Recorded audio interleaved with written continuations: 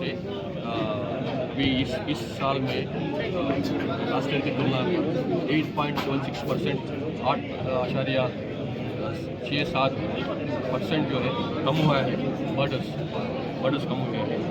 और rape cases के अगर उसकी तुलना करें जो करना है लास्ट ईयर से, तो उसमें 13.45% कम हुए हैं rape cases. Similarly murder for gain जो है मर्डर फॉर गेन बोलते हैं, उसमें भी 15.66% कम हुए हैं। और साथ में राइटिंग केसेस जो लॉ एंड ऑर्डर का एक अच्छा मिसाल है, दंगे फसाद उस टाइप के राइटिंग केसेस, वो जो है ना लास्ट 5 साल की तुलना में लोएस्ट हुए हैं इस साल 186। हालांकि इस साल में हमारे पास ग्राम पंचायत इलेक्शंस हुए हैं। ग्राम पंचायत इलेक्शंस में आपको मालूम है बहुत बड़ा टेंशन रहता है, तनाव रहता है गांव में। फिर भी 186 केसेस सिर्फ रेस्ट हुए हैं, जो है लास्ट ईयर से भी 43% कम है।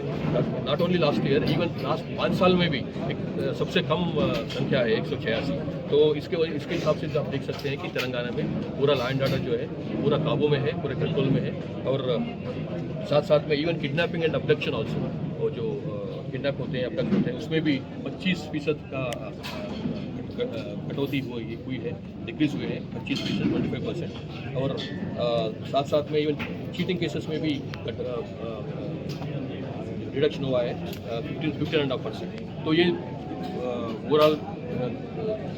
Overall Telangana crime situation, although compared to the previous years, which is one of the best years in law and order maintenance. और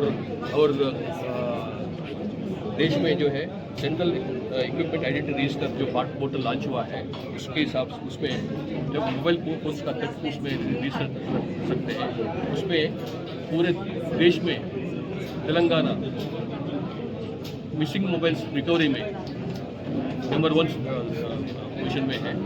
1,20,000 सेल फोन्स हम लोग रिकवर करे हैं, this is highest in the country. So इसे different parameters पे तेलंगाना बहुत अच्छा काम कर रहा है। Thank you very much.